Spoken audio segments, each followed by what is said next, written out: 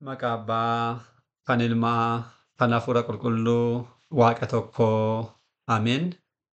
Dhiifamaa fi tolummaa isaa nuuf baay'isee Waaqayyo Abbaan keenyaa akka baay'ina cubbuu keenyaa osoo hin taane akka tolummaa fi dhiifama isaatti eegee tiksee hanga isaa kaatti kan nu ga'e qulqulluu kan ta'e maqaan isaa guddaa kan galatoomee fi kan ulfaate nuuf haa ta'u. Sagalee kana kan dhaggeeffattan maatiiwwan Waaqayyoo ijoolleen haadha keenya qulqulleettii Dubroo Maariyaam bakka adda addaa kan jirtan hundumti keessan maqaa gooftaa keenyaa fayyisaa keenyaa Iyyasuus Kiristoosiin nagaan isin gaafadha. Akka kasaatii bakka jirtanitti akkam bultanii, akkam ooltanii, akkam galgaleessanii. Ameen. Galateeffamuun dhamala uumaa keenyaa fayyisaa keenyaa Sillaasee kan ta'e maqaan isaa baddaa samii irratti afaan qulqulloota argamoota isaatiin afaan qulqulloota abboota keenyaa farmoota keenyaan yeroo hundumaa kan galateeffamu qulqulluu kan ta'e maqaan isaa nu birattis guddaa kan galatoomee fi kan ulfaate nuuf haa ta'u. Deessuu gooftaa keenyaa haadha hunduma keenyaa qulqulleettii Dubroo Maariyaam qulqulloota argamoota Waaqayyoo qulqulloota abbootii keenyaa farmoolii keenya hunduma isaaniidhaafis akka kennaa isaaniitti galannii fi ulfinni guddaan isaaniif haa ta'u. Egaan maatiiwwan Waaqayyoo koorsii keenyaa qo'annaa kitaaba qulqulluudhaan boqonnaa afuraffaa kitaabilee kakuu haaraa jalqabnee waliin barachaa akka jirru warreen barumsa kana barachaa jirtan ni beektu. Barumsa kanaan kutaawwan tokkoffaaf lammaffaa dursinee baranneerra. Kutaawwan sanaan kan jalqabaa hiikkaa wangeelaadha. Seensa kitaabilee kakuu haaraa garaallee booda guyyaa darbe waa'ee wangeelaadha. Kutaa wangeelaa jalqabne. Hiikkaa isaa ilaalleerraa sirriitti beekuu kan qabnuudhaaf yaa'u yeroowwan darbe akkuma dubbanne kan jalqabaan hiikkaa wangeelaati. Wangeela jechuun kallattii maal jechuudha jenne misiraachoo waa'ee ilma Waaqayyoo gooftaa keenyaa fayyisaa keenya Iyyasuus Kiristoos kan dubbatamudha jennee hiikneerra. Kanas immoo barumsa kana waa'ee nama ta'uu ilma Waaqayyoo kana jalqabaaf barumsa kana wangeela jechuudhaan kan waame isuma gooftaa keenyaa fayyisaa keenya Iyyasuus Kiristoos akka ta'e isa booda warreen kitaaba barreessan duukaa bu'oonni isaa fi barattoonni isaa immoo barumsa waa'ee gooftaa keenyaa akkasumas immoo waa'ee isaa kan barsiisan kan barreessan wangeela jedhanii akka isaan moggaasan akka isaan waaman isaan kana ilaalleerra. Itti aansinees immoo raajii waa'ee wangeelaadhaaf dursee dubbatames ilaalleetu kan dhaabbanne. Har'as immoo akka fedhaaf fayyaa Waaqayyootti achuma irraatti fuudhaan kutaa sadaffaa kanaan barreessitoota wangeelaa kan jedhu kan ilaalludha kan ta'u. Waaqayyo Abbaan keenya akkuma yeroowwan darbanii har'as nu gidduutti argamuun fedhaa fi eeyyama isaa nuuf haa ta'u. Egaan guyyaarraa harka keenyarra kan jiru wangeelli kun namootaan kan barreeffamedha. Namoota gaafa jennu qulqulloota Waaqayyoodhaan kan barreeffamedha. Qulqulloonni kun immoo isaan meeqadha? Qulqulloota afuridha. Yaa wangeela arfan akkuma jennee waamu qulqulloota afuriin barreeffame. Qulqulloonni arfan kun qulqulloonni lama duukaa bu'oota keessaa qulqulloonni lama immoo gargaartota 72 keessatti kan ramadamanidha. Maatiiwwan Kiristoos biyya lafaa kanaa dhiiga isaa dhangalaasee fayyina raawwatee gara samiitti yeroo ol ba'u maatiiwwan 120 turan kanneen turani. Isaanis duukaa bu'oota 12 gargaartota 72 fi shamarran dubartoota qulqulloota 36dha. Innaa isaan kana keessaa wangeela barreessuun kan isaaniif kenname aangoon luboota warreen jalqabaa duukaa bu'oota keessaa qulqulloota lamadha. Gargaartota 72 keessaa immoo lamadha jechuudha. Egaan barreessitoonni kun ol siqanii 5 gadi siqanii immoo 3 hin taane ittiyyuu 4 akka isaan ta'an taasifamedha. Kan isaan barreessan waa'ee tokkodha. Likki waa'ee ilma Waaqayyoo jechuudha. Foon uffachuudhaan fayyina addunyaa raawwachuudhaaf kan dhufe ilma Waaqayyoo kana waa'ee isaa dhalannaa isaarraa kaasanii hanga maalitti hanga dubbii fayyinaa raawwatu keessa kanneen jiran barumsa isaa dabalanii kan barreessanidha. Garuu wanta tokko haa ta'u malee barreessonni kun garuu afuridha. Afur ta'anii haala kanaatiin akka barreessaniidhaaf Waaqayyo eeyyamuunsaa sababoota gurguddoo baay'ee qaba. Isaan kana itti aansinee kanneen ilaalluudha jechuudha. Afur ta'uun isaanii sababa inni jalqabaa sirni samii lafarratti hojjetamuusaa ibsuufidha. Inni jalqabaan jechuudha. Sirni maali? Sirni samii lafarratti hojjetamuusaa ibsuufidha. Sirni samii kun maalidhaa? Samii irratti Waaqayyo eeyyama isaadhaan kan ittiin of ibsu baattota teessoo Sillaasee kan jedhaman kiruubel ni jiru. Gosoota ergamootaa keessaa qomoo tokko kan ta'an kiruubelidha. Isaan kun yeroo hundumaa Sillaasee kan galateeffataniif kan faarfatanidha. Egaan ergamoonni kun teessoo isaa baatu kan jedhamaniidhaaf Waaqayyo kennaa isaadhaan kan isaan irra buluu fi akkasumas akkas ta'e kan isaanitti mul'atuufidha malee isaan iyyuu kan baatu Waaqayyodha. ልክ fakkii qulqulleetti Sillaasee agartan yoo ta'e kallattii afuriin mataan afur ni jira. Mataa leencaa, kan sawaa, kan namaadhaaf kan jiru biraa jechuudha. Mataan sun mataa kirubeelidha. Waaqayyo akkamitti of ibsaa? Lik isaan kun akka isaan teessoo baatanii ta'e. Isaan kun kirubeel kanneen jedhaman teessoo isaa baatu. Luboota 24 kanneen jedhaman Suraafel immoo fuuldura isaa taa'uudhaan akka lubootaatti jechuudha. Galatoodhaaf yeroo hundumaa ixaana qabatanii kanneen axxanidha. Isaan kun 24 luboota samii jedhamu. Isaan kun kirubeel immoo teessoo isaa kanneen baatanidha. Likki teessoo isaa baatu jechuun Waaqayyo akkas ta'e waanta of mul'isuufidha. Bakka salphaadhumatti hiikkaansaa. Akka kanaa ta'e waanta nuuf mul'isuufidha malee isaan dhuguma teessoo Sillaasee baatu jechuun miti. Addunyaa kana guutummaa kan qabee jiru harka isaatti eenyudha? Waaqayyodha. Yaa fakkii Sillaasee irraa akkuma ilaallu fakkii fayyinaa Sillaasee irraa harka Sillaasee irra kan jiru addunyaadha. Dachee kana jechuudha. Dachee kana baatee kan jiru Waaqayyodha. Garuu Waaqayyoo haala kanaatiin fokkaatee wanta of mul'isuudhaaf wanta mul'atuudhaaf baattota teessoo Sillaasee jedhamu jechuudha. Kiruubeel kun fuula afur kan qabanidha. Fuulonni kunis immoo jalqaba kan hin kaase fuula namaa, fuula leencaa, fuula sawaa, fuula jobiraadha. Isa kana qulqullichi Yohaannis innumti ofumaa kan argee mul'ata isaa boqonnaa fuula lakkoofsa 6 kaasee kan barreesse irratti ibseedha jechuudha. Achirraa bal'inaan dubbisuu dandeessu. Sirni kun sirna samii jedhama. Likki sirni samii kun lafarratti hundeeffamuu isaa gaafa ibsu wangeelonni kun afur akka isaan taasisan taasise. Kunis akkamidha? Kan jalqabaa Maatiyos fuula namaatti fakkeeffama. Maatiyos fuula namaatti fakkeeffama. Maaliif fakkeeffama? Sababni isaa inni wangeela isaa gaafa jalqabu gooftaa keenyaaf fayyisaa keenya Iyyasuus Kiristoosiin maal jechuun jalqabee ilma Daawit ilma Abrahaam jechuudhaan dhalannaa gooftaa keenya kan lafarraa namummaa isaa ibsuudhaan wanta jalqabeedhaaf namatti fakkeeffameedha. Kan lammaffaa immoo Maarqosidha. Inni kun immoo fuula leencaatti fakkeeffama Maarqos immoo jechuudha. Innis sababni isaa maalifidha? Leenci saawwaniif gooftaa isaaniiti. Saawwanii iyyuu arge maal ta'a? Ni balleessa. Nyaate ni balleessa jechuudha. Akkuma kana qulqullichi Maarqosis kutaa lallaba isaanii beekna. Iskindiriyaa Gibxiidha. Barumsa isaa biyya Gibxiitti taasiseen xaawotiiwwan bifa sawaa qaban Gibxoonni kan isaan waaqessan sana barumsa isaa kanaan wanta balleesseedhaaf haala kanaatiin fuula leencaatti fakkeeffameera jechuudha. Dursanii Maarqos dursuudhaan baay'ooliin deemaniiru kan akka Ermiyaas fa'aa fakkeenyaaf Gibxi deemaniiru. Xaawotiiwwan kana balleessuu hin dandeenye. Kan akka Musee dursee Musee achumatti dhalatee guddateera garuu sana hin balleessine. Maarqos garuu wangeela gooftaa keenyaa qabachuudhaan deeme xaawotiiwwan kana hunda barbadeesseera jechuudha. Inni asuma kanarraa kan ka'e fuula leencaatti fakkeeffameera. Kan sadeeffaa immoo Luqaasidha. Luqaas immoo fuula sawaatti fakkeeffama. Inni kun immoo sababni isaa maalifidha? Gara fuulduraatti bal'inaan akkuma barannu dhaloota gooftaa keenyaaf fayyisaa keenya Iyyasuus Kiristoos dallaa sawaa keessatti dhalachuu isaadhaa fi saawwan hafuura isaanii gooftaa keenyatti baafachuusaa kan barreesse duuka wangeelaawwii kanadha. Innaa sababa kanarraa kan ka'e fuula sawaatti fakkeeffameera jechuudha. Kan xumuraa wangeelaawwiin Yohaannis qulqullichi Yohaannis immoo fuula joobiraatti fakkeeffameera. Inni kun immoo sababni isaa maalifidha? Joobiraan ni beekama. Miilaan lafarra ni deema. Ol ka'es immoo baay'ee fagaatee balali'uu danda'a. Joobirri miilaan addunyaa lafa kanarra deemu akkuma deemu Yohaannisis immoo akkuma wangeelaawota warreen biroo warreen sadan dursanii jiranii ilmi Waaqayyoo samiirraa bu'ee lafa deddeebi'uudhaan kan inni hojjete barreesseera.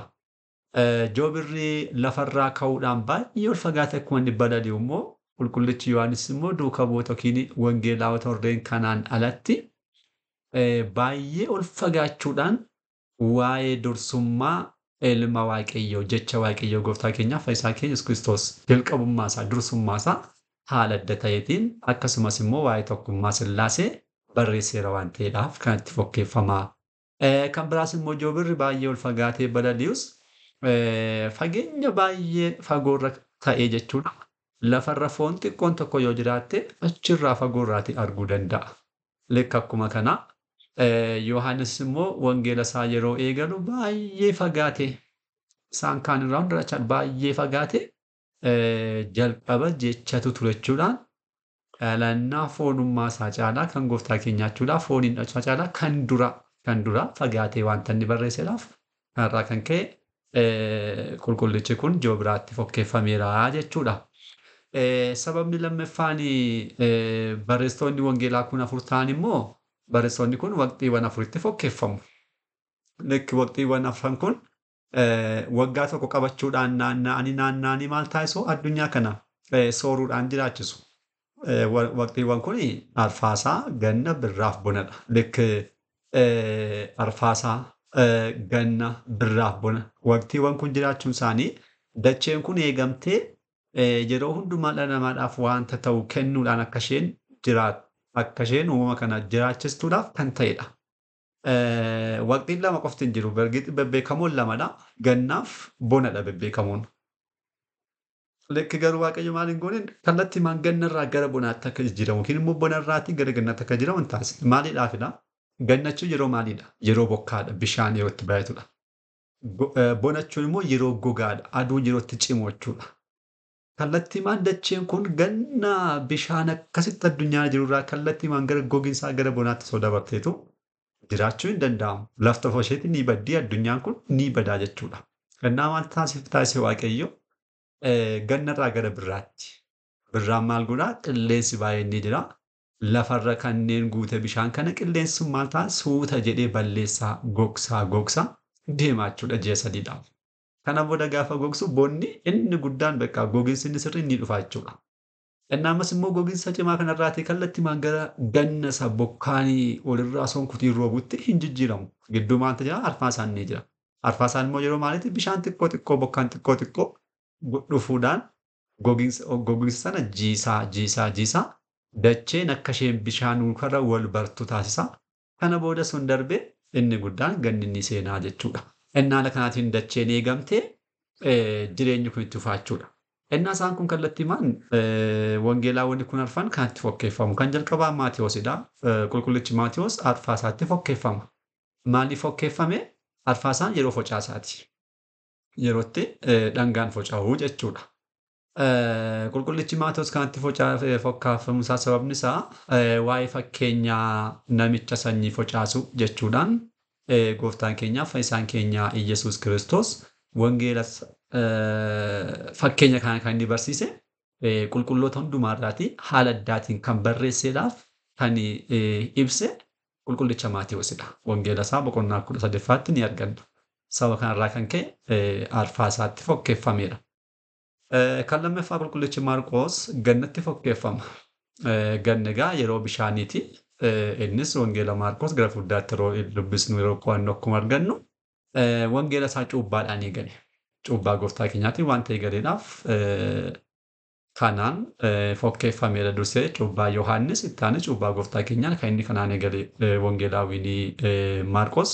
Sababa kanaatiif inni kun gannatti fakkeeffameera. Kan sadaffaa immoo Luqaasidha. Luqaas birraatti fakkeeffama. Birraan immoo yeroo qilleensaati. Luqaas qulqulloota wangeela barreessan hundumaarraa addatti waa'ee hafuura qulqulluu barreesseera. Hafuurri qulqulluun bifa qilleensaan akka inni dhufu hojii duukaa buutaa boqonnaa 2ffaa gaafa bannu ni arganna. Kana kan barreesse Luqaasidha. Duukaa bu'oonni gooftaa keenyaa maatiiwwan 120 osoo isaan jiranii bifa qilleensaadhaan samiirraatuu dhufee mana sana keessa guuteedha hafuurri qulqulluun. Hafuurri qulqulluun bifa kanaatiin akka inni kennamu kan barreesse waan ta'eedhaaf. Akkasumas waa'ee hafuura qulqulluu wangeela isaa gara fuulduratti barannu akkuma argannu hafuurri qulqulluun sirra bulaa jechuudhaan qulqullichi Gabri'eel kan dubroo Maariyaamitti hime barreeffamee kan argannu wangeela kanarrattidha. Sababa kanarraa kan ka'e yeroo kanatti yeroo birraatti fakkeeffameera jechuudha Luqaas. Kan xumuraa wangeelaawwi qulqullichi Yohaannis bonatti fakkeeffama. Yaa bonachuun akkuma jalqaba kaasne yeroo gogaadha. Gogaa jechuudha. Innis wangeela isaa gaafa jalqabu fakkeenya kan hin qabneef hiikamuudhaaf baay'ee kan rakkisu gogaa kan ta'e.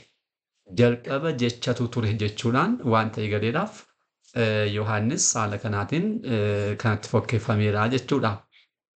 Kan biraa kan sadeffaanii fakkeenyummaa isaanii warreen wangeela barsiisan kun afur ta'uun isaanii laggeen arfanitti wanta fakkeeffamaniifidha. Laggeen afurti jiru. Laggeen arfan kun gannata keessaati muka tokko muka isa hiwat kan jedhamtu jalaatii burquudhaan addunyaa kana naanna'anii maal taasisuu mukeen goginsarraa gara lalisummaatti deebisuu. Taansees immoo lalisummaarraatii gara daraaraatti daraaraatti immoo gara firiitti geessisu jechuudha. Bishaanonni kun. Na akkuma kanaas immoo qulqulloonni wangeela barreessan kun arfan isaanii wangeela jireenyaa gooftaa keenyaaf fayyisaa keenya Iyyasuus Kiristoos waaqa tokkorraa barachuudhaan kallattii afuriin addunyaa kun kallattii afur qabdi kallattii afuriin ka'uudhaan jechuudha. Maal taasisaniiru? Namoota warreen amantaa taa'otiidhaan jiranii gara waaqessummaa waaqayyootti kana booda achirraa gaasuudhaan immoo gara firii jireenyaa akka isaan oomishanitti jijjiiraniiru waan ta'eedhaaf haala kanaatiin fakkeeffamaniiru jechuudha. Kanaaf salphaadhumatti wangeelaawwan kun arfan ta'uun isaanii sababoota kanaafidha jennee kaa'uu ni dandeenya jechuudha. Barreessonni kun arfanii jalqaba akkuma kaasne lama duukaa bu'oota keessaadha. Lama immoo gargaartota 72 keessaadha. Duukaa bu'oota keessaa kan ta'an lamaanii qulqullicha Maatewosiif qulqulluu Yohaannis. Gargaartota 72 kanneen ramadan immoo qulqulluu Maarqosii fi qulqulluu Luqaasidha. Innaa isaan kun sababni isaa maaliifidha kan jedhu abboonni keenya sirriitti hiikkaa sirrii kaa'aniiru. Maaliifidha arfanuu duukaa bu'oota keessaa yookiin immoo arfanuu gargaartota 72 keessaa kan hin ta'iniif kan jedhu sababa guddaa ni qaba. Innis maa sababni isaa kan jalqabaa arfanuu duukaa bu'oota keessaa kan hin taanee fi kabaja gargaartota 70 ibsuufidha. Maaliifidha? Hafuura qulqulluu akkuma fataniidhaan maatiiwwan kun hundumtuu addunyaa barsiisuudhaaf ni ba'u. Innaa yeroo kana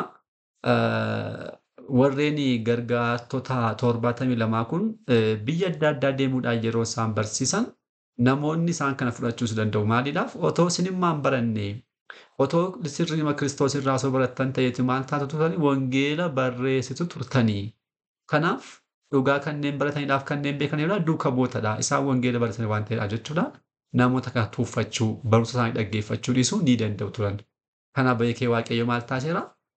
Namooti kun akka isaan wangeela barreessan qulqulloonni kun keessaa lama akka isaan barreessan ta'eera jechuudha. Kanaaf walqixa ta'anii. Arfanuu gargaartota keessaa kan hin taanisneef immoo kabaja wangeelaafidha. Kabaja wangeelaaf jechuun gooftaan keenya galanni isaaf haa ta'utti yeroo inni lafa deddeebi'ee barsaa turetti bakka inni oole ooluudhaan bakka inni bule buluudhaan yeroo hundumaa waggoota sadan sana adda kan irraan bahinni duukaa bu'oota 12dha. Innaa osoo duukaa bu'oonni kun osoo wangeelaan barreessin gargaartonni 72 qofti osoo wangeela barreessan ta'eetu namoonni maal jechuu danda'anii wangeela kana salphisuu danda'u. Maaliidhaaf? Wangeelli kun sirrii miti. Otoo sirrii ta'e immaa Kiristoos duukarra bulanii bakka inni bule bulanii bakka inni oole oolanii barachaa kanneen turan duukaa bu'ootatu barreessa ture. Kanaaf isaan hin barreessine. Isin immoo isa duukarra amma isaanii duukarra waan tan turreedhaaf amma duukaa bu'ootaa isa duukarra waan tan turreedhaaf isinirraa wangeelli kun dhuguma sirrii miti hin amanamu jedhaniitu wangeela salphisuu danda'u turan namoonni. Kanaaf Waaqayyo beekee maal taasise? Warreen bakka inni bulee bulaa turan bakka inni oole oolaa warreen turan keessaa lama akka isaan barreessan. Yeruma sanas immoo Kiristoosiin kanneen filataman gargaartonni 70 kun keessaas immoo lama akka isaan barreessan taasise haala kanaatiin barreessaniiru jechuudha.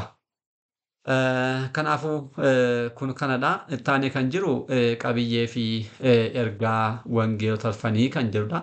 Isa kana kutaattaanuun qabannee kan deebinudha. Kanarraa asumatti nu haa ga'u abbaa sagalee kanaa kan ta'e Waaqayyo abbaa keenyaaf galanni ulfinni guddaan isaaf haa ta'u. Kutaattaanuun hanga deebinutti nagaa Waaqayyootiin turtii gaarii galanni Waaqayyoof.